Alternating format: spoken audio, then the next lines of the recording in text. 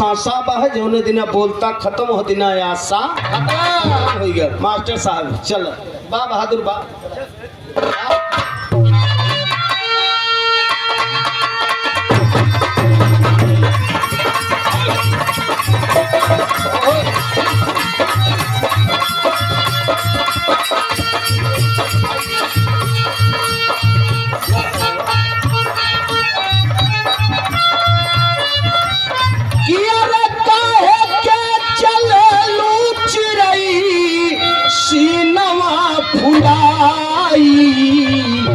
माटी के शरीरिया माटी में मिल जाई।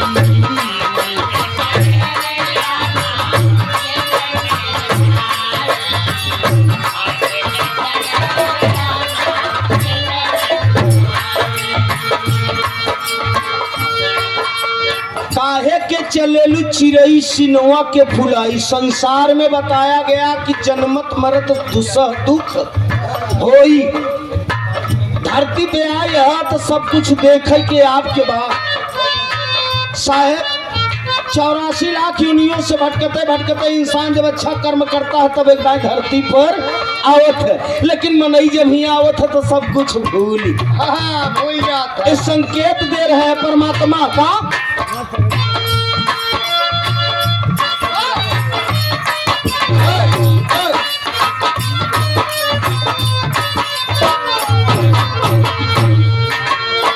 कहा यार ख्याल करऊ दीना कैलू जब करवा हो कैलू जब करवा।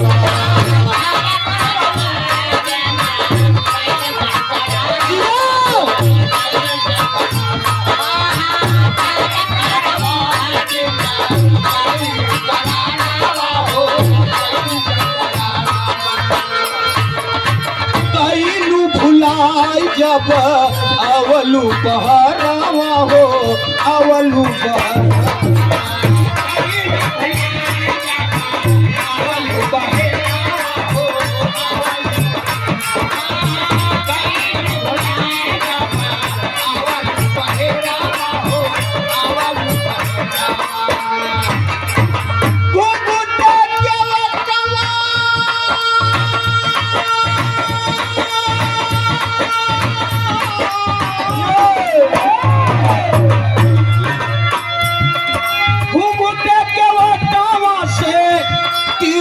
चलाई। माटी के शरीरिया माटी में मिल जाई।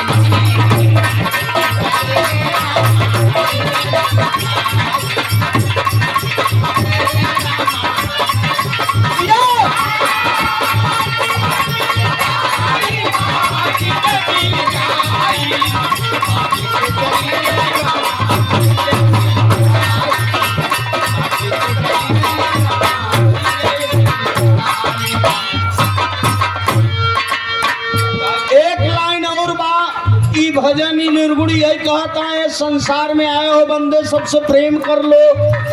फिर दुनिया में आना है नहीं अहंकार मत करना। धन दौलत आप तोहरे बा काल हमारे बा परसों दूसरे कहे हो जाए। ये माया का बाजार है। ही माया के चक्कर में पूरा संसार झगड़ा करता मार करता है प्रेम करता है। यही माया के चक्कर में चोरी बेईमानी हर इंसान करता है। लेकिन ये माया केहू का नहीं है। हाँ पंडित जी। अच्छा राजमणि पांडे जी कलना के धरती से 50 बारे महाराज बा सादर आपके चरण छू के पलगी प्रणाम बा है।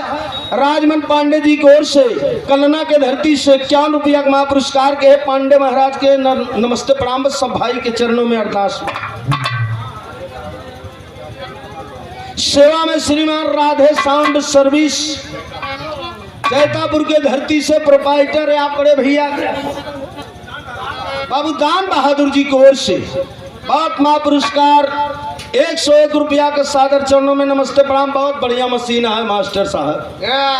एक ठिनीचा आराम से एक प्रोग्राम हमारे तो नोट कैल है तो कब हम बयाना दे गई थे 10 फरवरी के यही आपके गाँव एक बन नेतुला में बादशाहपुर से बारात है, बहुत बढ़िया बाजा त्योहार है, पैसा जितना ले उतना दो दो, पार्टी अच्छी है।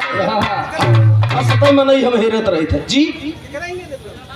चंद्रजीत यादव के हुआ है काने दूल्हा में, चंद्रजीत यादव उन्हीं की लड़की की शादी है। 101 रुपया का पुरस्कार के है बड़े भैया के नमस्ते प्रणाम बाहा है। मालिक सुखी रखे परिवार सुखी रहे। आखिरी लाइन बाहा है बाबू साहब कहना बाहा है। एक गीत यही कह रहा है कि संसार में कोई अपना है नहीं, जब तक सांसा तब तक ये आशा, सांसा नहीं है तो आशा नहीं। कभी लिखा था कहूंगा दादा मेरे का तो नहीं पत्ती और बड़ बच्ची देखी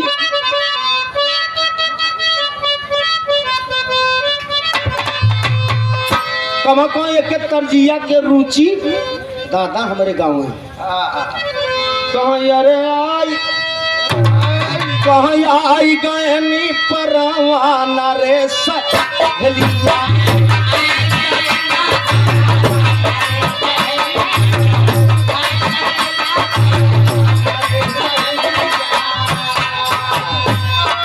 पियावा पियावा कितना पिया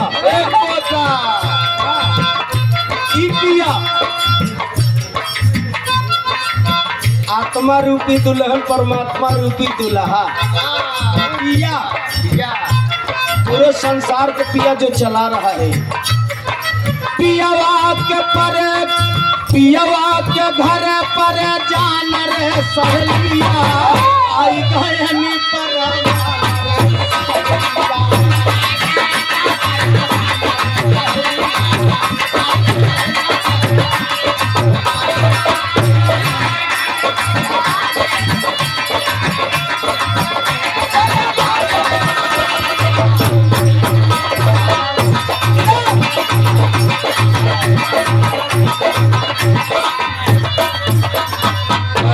श्रीमान संजय कुमार बिंद बड़े भैया भूसलपुर के धरती से 101 रुपया का पुरस्कार के बाबू के नमस्ते प्रणाम बा। ए मामा जी की ओर से छोटे वाले मामा हैं आप मास्टर साहब हैं, आपकी ओर से 201 रुपया का पुरस्कार हुआ। नमस्ते प्रणाम बा। जहाँ भी रहे आप मालिक सुखी रखे, पूरा परिवार सुखी रहे। मेरे श्रोता भैया आ रहे के चरण छुके पहले की प्रणाम बा। 2 लाइन है उस समय लिख बस। बाबू राजमन पांडे महाराज जी की ओर से फिर 51 रुपया का पुरस्कार हुआ। पांडे महाराज के नमस्ते प्रणाम बा है। सच्चाई के बात आप समझत हन जी। सेवा में सेवा में श्रीमान हमार बड़े प्रिय मित्र बाबू लाल बहादुर यादव स्वतंत्र जी कलना अग्नि के धरती से 23 जनवरी सुभाष चंद्र बोस जयंती पर कई बार आप प्रोग्राम कराए। आप इस समय कलकत्ता में है। 101 रुपया का पुरस्कार देकर सम्मान किए। मालिक सुखी रखे परिवार सुखी रहे। लाल बहादुर भैया के नमस्ते प्रणाम। श्रोता भाई के चरण छुके पहले की प्रणाम भाई। कहना भाई मुन्ना का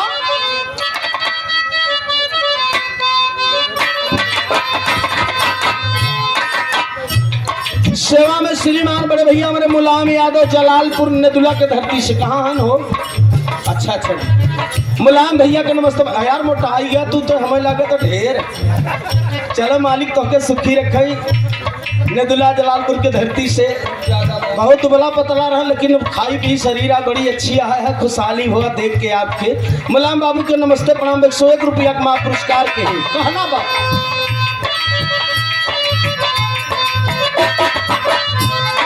बिन साइत पिया आ नहीं आता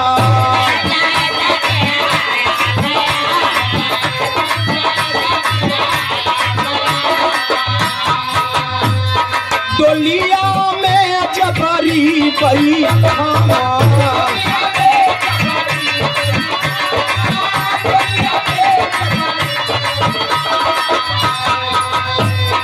एक कौन लगी है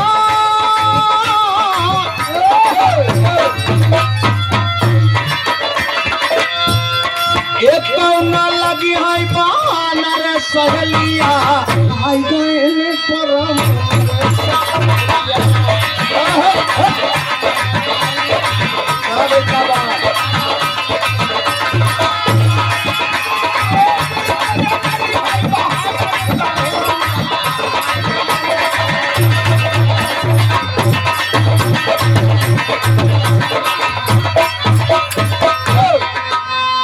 राजमन पांडे महाराज तिवारा महापुरस्कार के कलना के धरती से 51 रुपया का मालिक सुखी रखे, परिवार सुखी रहे। सब भाई के नमस्ते प्रणाम बा है। कहे कि कुछ बात नहीं, आप लोग पढ़ा लिखा विद्वान है, नौजवान हमारे साथी बयान है, बनाए मोबाइल चलाओ तो कुल जानत है, जे जैसन करे वैसन ओकर फल मिले पाए। हाँ, लेकिन रही बात ही कि जो सच्चाई बा है कि धरती और आकाश ऐसे बड़ा कुछ बा नहीं में सब जने है, माता पिता के सेवा करत जा और माई बाबू के आदेश को पालन करत जा, जौने कि आपको भी खुशहाल रहे, परिवार भी खुशहाल रहे। और इत जाना ही तई है जे आए वो हजाबई करे। गीता में कन्हैया जी उपदेश दें कि जो जन्मा है उसका मृत्यु अवश्य होगा। यही डॉक्टर बिजभान साहब भाषण देते रहे 23 जनवरी के वही बाबू जगदीशपुर में अठई राम बाबू जी के यहाँ स्कूल पर कहा जन्नत बच्चा जब भी पैदा होता है तब भी दुख में होता है, इंसान जब मरने लगता है तब भी दुख में मरता है। तो ये संसार है, मरना जीना तो दुनिया का रीति रिवाज है, लेकिन प्रेम से बड़ा कुछ नहीं। आखिरी लाइन में मार साहब कहना बा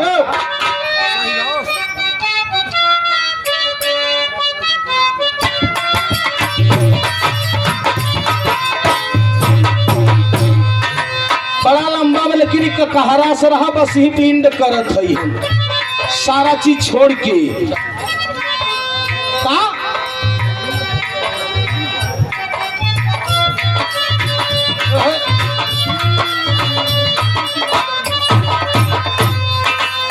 अब बढ़ाओ न वह चटकी चुनारिया में तकिया लगावालू हो, तकिया लगावालू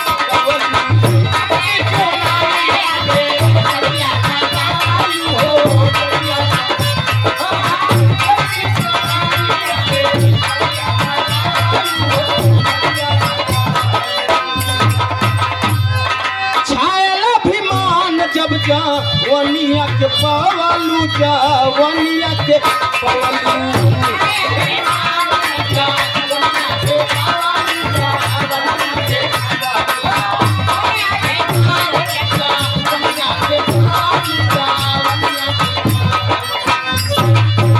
कहा यार जातीय पाती में, अरे जातीय पाती में जिंदगी बिताई, माटी के शरीरिया माटी में मिल जाए।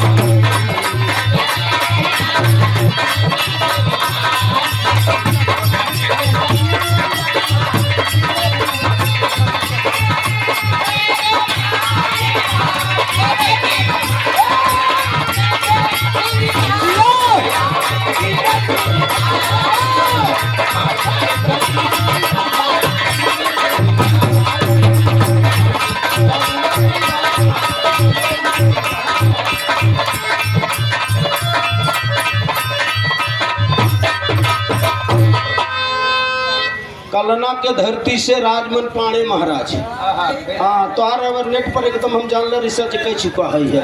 पांडे महाराज की ओर से क्या रुपया सादर चरणों में नमस्ते प्रणाम बा।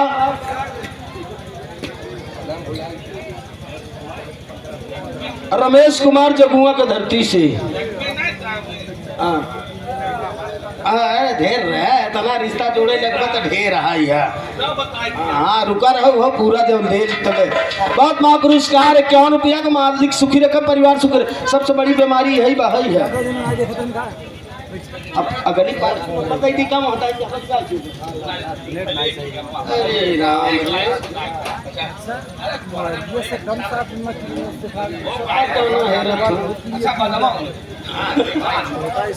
सुनाई देख रहा है का मंदिर तोड़ तो मस्जिद तोड़ तो इसमें नहीं मुजायका, दिल किसी के न तोड़ो बंदे घर खास।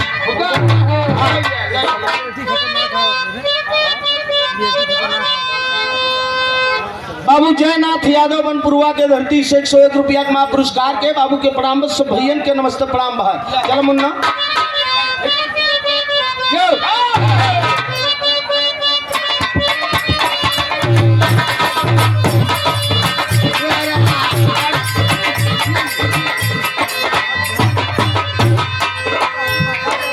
सेवा में श्रीमान संजय कुमार बिंद भूषण जवन चुकी जब हुई के मीट कहते बच्ची आए वो दूर से बिटिया एक आठ बिरहा आप लोग सुन रहा। अरे बदली दे तो सीएम 2027 बदली दे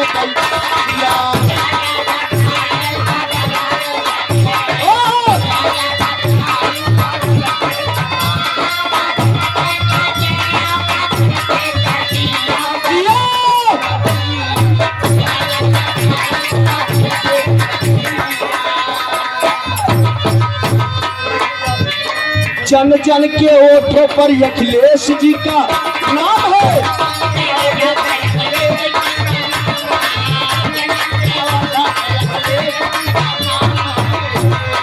इनके जैसा बाबू कोई किया नहीं काम है।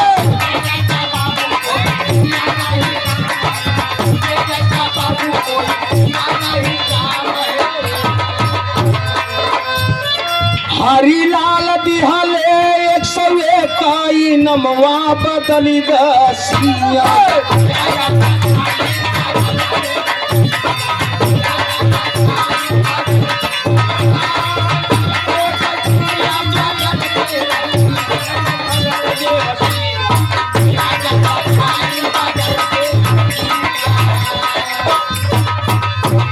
पीडी यादव विक्रमपुर की धरती से 201 रुपया महापुरस्कार। सब भैया के नमस्ते प्रणाम बा। अगली पार्टी के अब नंबर बा दे बिटिया तना दूर सब लोग सुना था बहुत पैसा की बात नहीं ले मास्टर। जन जन के ओठों पर अखिलेश जी का नाम है। इनके जैसा कोई बाबू किया नहीं काम है। अरे जनता कई है बात सुनी ले तचाइस बदली दे तसीयम 2000।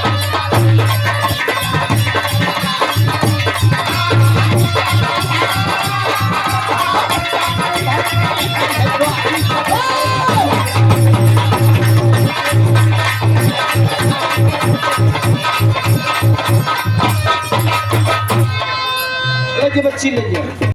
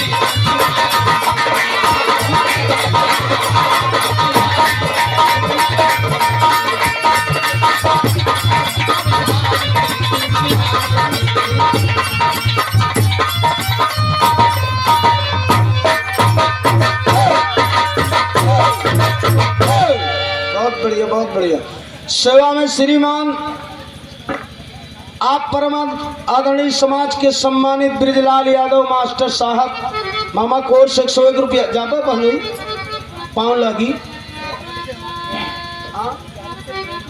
अरे नहीं जा जाबा का ठीक है जान नमस्ते। मास्टर साहब ब्रिजलाल मामा कोर्स 101 रुपया का पुरस्कार हुआ। सादर चरणों में नमस्ते प्रणाम बा। 501 रुपया का महा पुरस्कार ऑनलाइन मोबाइल से राजा राम यादव घर मलिकार मास्टर साहब के आप बड़े भैया हैं। मामा कोर्स हुआ। पूरे परिवार के सादर चरणों में नमस्ते प्रणाम बा। सब भैया के चरण छू के पहलगी प्रणाम बा। बिरहा का प्रस्तुति बा, छोटा सा प्रसंग है मास्टर साहब और समय भी भागता।